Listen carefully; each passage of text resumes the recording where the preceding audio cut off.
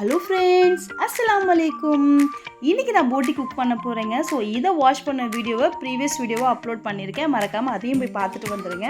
So இப்போ பார்த்தீங்கன்னா ஒரு 2 போட்டி அதோட உள்ளே இருக்க சாமான் எல்லாமே கழுவி எடுத்தாச்சு. ஒரு குக்கரில் ஆட் பண்ணிவிட்டு இஞ்சி பூண்டு விழுது 1 டீஸ்பூன் அளவுக்கு, 1/4 டீஸ்பூன் அளவுக்கு மஞ்சள் தூள், தேவையான அளவு உப்பு சேர்த்துட்டு ஒரு 1.5 கப் அளவுக்கு தண்ணி சேர்த்துக்கலாங்க. சேர்த்துட்டு நல்லா மிக்ஸ் பண்ணி விட்டுடலாம்.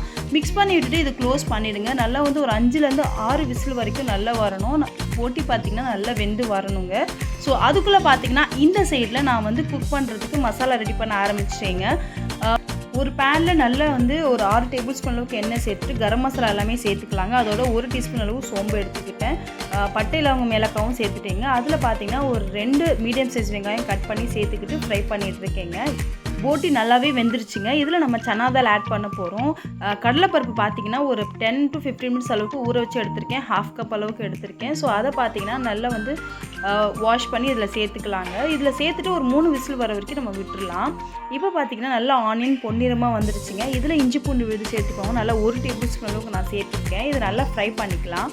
இதில் பார்த்திங்கன்னா தக்காளியும் சரி கொத்தமல்லியும் சரி நான் சேர்த்துருக்கேன். தக்காளி பார்த்திங்கன்னா ஒரு 2 பழம் எடுத்து சேர்த்துருப்பேன். மீடியம் சைஸ் தான். ஸோ இது நல்லா ஃப்ரை பண்ணிக்கோங்க. இதில் எல்லாமே ட்ரை மசாலாஸ் ஆட் பண்ணிக்கலாம். மஞ்சள் தூள், தனியாத்தூள், அதோட பார்த்திங்கன்னா மிளகாய்த்தூள் ஒரு 1.5 டேபிள் ஸ்பூன் அளவுக்கு சேர்த்துருப்பேன். இதோட நீங்கள் பச்சை மிளகா சேர்த்திங்கன்னா டேஸ்ட் ரொம்ப நல்லாயிருக்கும். ஒரு 2 பச்சை மிளகா சேர்த்துக்கோங்க. இப்போ இது நல்லா ஃப்ரை ஆகிட்டுருக்கு. இப்போ நம்ம இதில் தயிரும் சேர்த்துக்கலாங்க. தயிர் பார்த்திங்கன்னா ஆப்ஷனல் தான்.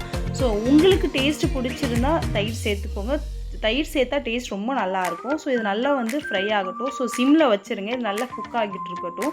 அதுக்குள்ளே பார்த்தீங்கன்னா இந்த சைடு விசில் வந்துருச்சு. நான் ஓப்பன் பண்ணி பார்க்குறேன். இது வெந்துருச்சா நம்ம பார்ப்போம். பாருங்கள், இது சூப்பராக வெந்துருச்சு. இதிலேருந்து ஒரு போட்டியும் பருப்பும் எடுத்து நம்ம வந்து செக் பண்ணி பார்ப்போங்க. பாருங்கள், இன்றைக்கி போட்டி பார்த்திங்கன்னா நான் தோலோடு சமைச்சிருக்கேன். இது எங்கள் வீட்டு வழக்கம். நான் ஏற்கனவே வந்து ப்ரீவியஸ் வீடியோலேயே சொல்லியிருப்பேன். எங்கள் வீட்டில் இப்படி தாங்க குக் பண்ணுவாங்க. ஸோ மேலே இருக்கிற தோல் பார்த்திங்கன்னா அவ்வளோ ஹெல்த்தி. இந்த சன்னா தால் பார்த்திங்கன்னா ஒரு 80% அளவுக்கு தாங்க குக் பண்ணியிருக்கேன். ஸோ 100% அளவுக்கு குக் பண்ணிங்கன்னா நல்லா கொலன்னு வந்துடும் குழம்பு. ஸோ இப்போ பார்த்திங்கன்னா மசாலா சூப்பராக குக் ஆகிடுச்சு. எண்ணெய் சூப்பராக திரிஞ்சு வந்துடுச்சு. இப்போ நம்ம இதில் வேக வச்ச போட்டியும் தாலும் சேர்த்துக்கலாங்க. ஸோ நல்லா சேர்த்து மிக்ஸ் பண்ணிக்கலாம்.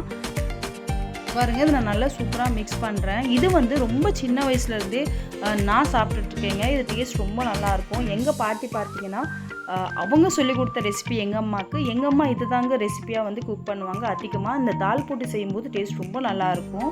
இப்போ பார்த்திங்கன்னா இதில் கடைசியாக வந்து தேங்காய் சேர்க்க போகிறோம். தேங்காய் ரொம்ப அதிகமாக சேர்க்கக்கூடாதுங்க. கொஞ்சம் கம்மியாக தான் சேர்த்துருக்கேன். ஒரு 2லேருந்து 3 டேபிள் ஸ்பூன் அளவு தான் சேர்த்துருப்பேன். நம்ம வந்து அதிகமாக சேர்த்தோன்னா அந்த தேங்காய் டேஸ்ட் வந்து இந்த டேஸ்ட்டை வந்து கொஞ்சம் கம்மி பண்ணி விட்டுரும், அந்த குழம்பு டேஸ்ட்டை. ஸோ அதனால் பார்த்திங்கன்னா இதை வந்து நம்ம வந்து தேங்காய் ஆட் பண்ண அப்புறம் கொதிக்க விட்டுருவோம். பாருங்கள், நல்லா எண்ணெய் திரிஞ்சு வந்த அப்புறம் கொஞ்சோண்டு கொத்தமல்லி தழை சேர்த்து வந்து நான் ஆஃப் பண்ணிட்டேங்க. ஸோ இப்போ பார்த்திங்கன்னா ரெசிபி சூப்பராக குக் ஆகிடுச்சுங்க. இந்த ரெசிபி பார்த்திங்கன்னா யாருக்கு ஃபேவரட்டோ இல்லையோ, எனக்கு அவ்வளோ ஃபேவரட்டுங்க. ஸோ சின்ன வயசுலேருந்து இப்போ வரைக்கும் டேஸ்ட்டு மாறவே இல்லை. ஸோ இப்போ வரைக்குமே நான் அவ்வளோ விரும்பி சாப்பிடுவேன். ரொம்ப டேஸ்டியாக இருக்கும். இது வந்து சாம்பார் சாதத்துக்கும் சரி, ரச சாதத்துக்கும் சரி, கீரை சாதத்துக்கும் சரி ரொம்ப சைட் டிஷ்ஷாக அவ்வளோ டேஸ்டியாக இருக்கும். இன்றைக்கி பார்த்திங்கன்னா நாங்கள் எல்லாருமே லஞ்சு சாப்பிட உட்காந்தாச்சுங்க. என் பசங்க சாப்பிட்டது கொஞ்சம் கஷ்டம் தான். 2-3 பீஸ் தான் சாப்பிட்ருப்பாங்க. பட் ஆனால் சாப்பிட்டாங்க, சாப்பிடாம இல்லை. ரொம்ப டேஸ்டியாக இருந்துன்னு சொல்லி சாப்பிட்டாங்க. அவ்வளோதாங்க. ஸோ இன்றைக்கி ரொம்ப எம்மியான லஞ்சு சாப்பிட்ட திருப்தியோட இந்த vlog முடிச்சுக்கிறேன். ஸோ அவ்வளோதான். இதே மாதிரி இன்னொரு vlogல மீட் பண்ணுறேன். பாய்.